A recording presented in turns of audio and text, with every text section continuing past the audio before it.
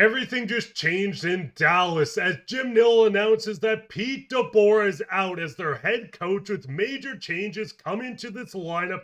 There's going to be a big turnaround in Dallas this offseason that changes everything for the future of this team. We're going to break down this, all the implications, quotes from Jim Nill himself, and everything you need to know later on this episode. Before we get into that, if you're part of the 89% watching this and you haven't hit that sub button yet, it's completely free. It helps us out a ton.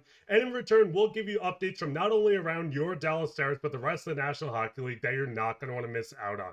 Well, with that, Darius, we got up straight into the first topic today, where we did see just a few weeks ago, where we seen Pete DeBoer call out Jake Ottinger after their loss versus the Edmonton Oilers. And today, officially, we see announced that they have let go of Pete DeBoer as their head coach. Now, looking at this, we know the biggest thing with Pete DeBoer is Jim Nill spoke on this as well and said, after careful considerations, we believe a new voice is needed in our locker room to push us closer to winning our goal of the Stanley Cup. We've seen year after year, Pete DeBoer with the Dallas Stars has lost in the third round 3 consecutive years. What is your initial thoughts on just this coaching change, and are you shocked with this, Darius?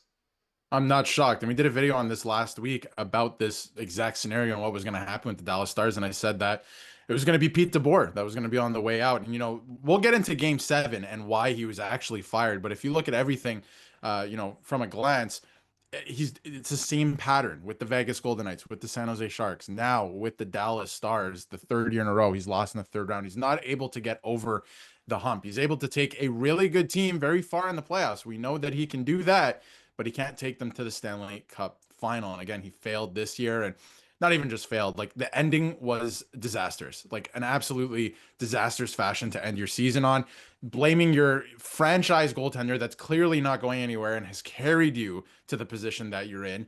And then just everything that he said, the way that he handled it with the players. Obviously, we know by all reports that the exit interviews went very poorly and players were not happy with the way that he handled the situation. First of all, the way he treated their franchise goaltender and other players as well. So he is on the way out. He's done. He has been fired officially by the team. And I think that there's way more changes coming for this Dallas Stars team, because as we're about to get into, this roster is far from complete heading into July 1st in the draft. And they're going to have to figure out a lot of things, because the salary cap, I mean, yes, salary cap is going up a little bit, but not that much. They got to figure a lot out. And I mean, the big thing is, listen, before we get into this roster implications, what they're going to do with some of their key players, the big question here is they need a new coach. We've seen the last 3 years, DeBoer has been with the Dallas Stars, taking them to the 3rd round. As I said, 3 consecutive seasons, there's a trend. Like you said, this is a coach that can get you there, but it doesn't seem like this hump is something that he can get over at this point. But looking at the available options, there's DJ Smith. We see a lot of guys like Jay Woodcroft is an option. Is there someone in your mind, Darius, that could come in and maybe take over this role as the new head coach? Well, if you look at some of the coaching options that have been out there, obviously Pittsburgh, Boston, New York have all been looking for coaches, right? And a lot of them have come off the market. The ones that are still available that we heard of are like DJ Smith, like you mentioned, right? There's a couple others, Jay Woodcroft. But I think it's interesting with this team because a lot of those names that have been floated around, Mitch Love as well, they're all younger coaches, maybe don't necessarily have NHL experience. I don't know if you can bring a guy in at this point with where this roster is at, with some of the older guys and the guys who are doing the heavy lifting. You can bring in a rookie coach at this point. So I'm not saying to do this or this person in particular, but maybe a Peter Laviolette type where he can take an older team that's primed and ready to go to the place where they need to go, right? We've seen in the past, he's a coach that maybe can't work with younger players, right? But the Dallas Stars, they have an interesting mix, but I would say they have more older players that are more experienced, right? So maybe a guy like that, I'm not saying exactly that, but that type of coach that can take an older team to where they need to go and not necessarily develop younger players. So again, if they go after like a DJ Smith or something, I feel like you're going to take a step back. You might be regressing, of course. And with the roster heading into next season, it's going to look different. Just the fact of the matter. But I mean, Dallas fans, what is your thoughts? What's your thoughts on them going into a completely new head coach next season? What candidate would you like to see them take over? Obviously, Jim Nill has something in mind because he wouldn't make this firing if he didn't have a backup plan in the holster. But what's your guys' thoughts on this? Go ahead and leave a comment. But we got off straight into the second topic of this, where we do know the Dallas Stars have to fill out quite a bit of this roster. Now, we're going to get into some key names, the projected cap, But overall, just looking at the team, they need to fill out the right side a little bit. Labushkin, we've seen Cody Ceci there last year. Matt Dumba didn't get any burn in the playoffs. This is a team that needs a full revamped bottom six. Looking at the salary cap, just under $5 million. What is your thoughts on this team going in? They're going to have to fill out a lot. Yes, they have the star talent up top. Bringing in Mikko Rantanen and Jason Robertson rumors are flying around. Hintz is still incredible. What is your thoughts? And do you think a move is going to come to kind of clear up some of this room? They're going to have to make a trade this offseason, this summer. They have to. And yes, you're going to get a little bit of a boost in terms of cap space. And obviously, year after year now, it's going to go up almost $10 million, about 9 point something million every season after this year. So it's going to get a little easier. But for this season, if you still want to be competitive heading into next year, you're going to have to make a trade this offseason. Now, there's rumors flying around about Jason Robertson because he's going to need a new contract next summer.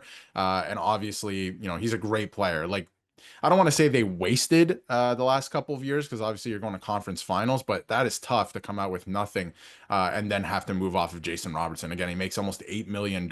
We know that he's a 40-goal scorer in this league. Like, he's a hot commodity. You can get a lot for him and free up salary cap space that you can then weaponize. You can flip the draft picks, whatever you end up getting for Jason Robertson, you can then flip it and try to get creative with that. So again, it's going to suck to lose a player like that, but that's the only one that makes sense right now that, you're going to get a really good return for and free up that salary cap space. So you're losing another player and you're going to have to fill out the rest of your roster with something. So it's going to get very interesting this offseason for the Dallas Stars. And when you take a look at the defense too, obviously they need help up front. And especially if you're losing Jason Robertson, you got to get creative with that. But if you take a look at the defense too, Matt Dumba, that's looking really tough. Even Labushkin, like, yes, he's a physical force. It's not great. It's not great, especially on paper. Yes, they put it all together, but now you're going to have a new coach coming in.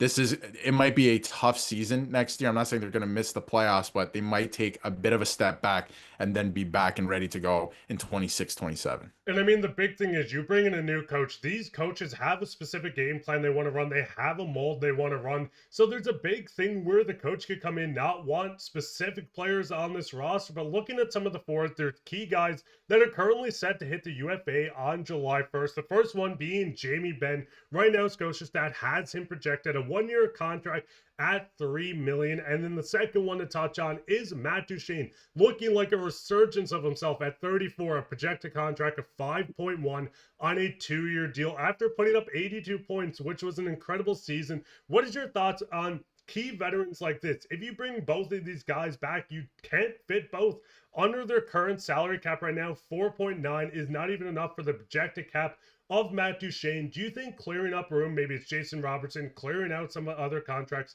is the thing to do to bring back guys like Matt Duchene on this lineup? Well, it almost seems weird to say trade Jason Robertson to keep Matt Duchene, right, in a vacuum, but I think they're going to have to do something like that. It's not just about keeping Matt Duchene. It's about getting more cap flexibility so you can go out and do other things, and then maybe you trade a defenseman and you have a little bit more flexibility in that way. But when you look at Jamie Benn, he's been there a long time, right, in Dallas. I've seen, it's a 50-50 split in the fan base from what I've seen online, that people say it's time for him to go. A lot of people say you got to keep this guy because he's been around, the culture, all of that.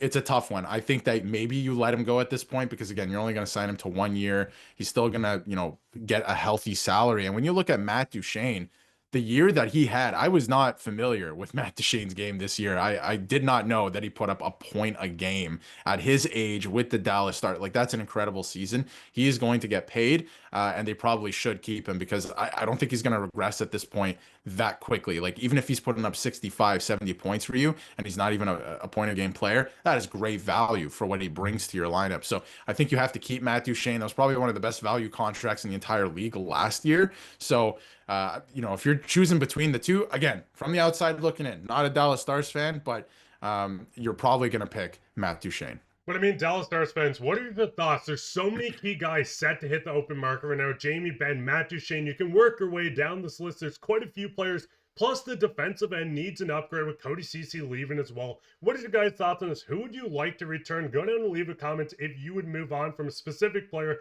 Is there someone in free agency you want to target? Leave a comment down on all of this below. We love reading through it. Way down there, leave a like, subscribe, share this with your friends. We'll be back with another episode, so keep your eye out for that. But I've been your host, Mark, with my co-host, Darius, and take care.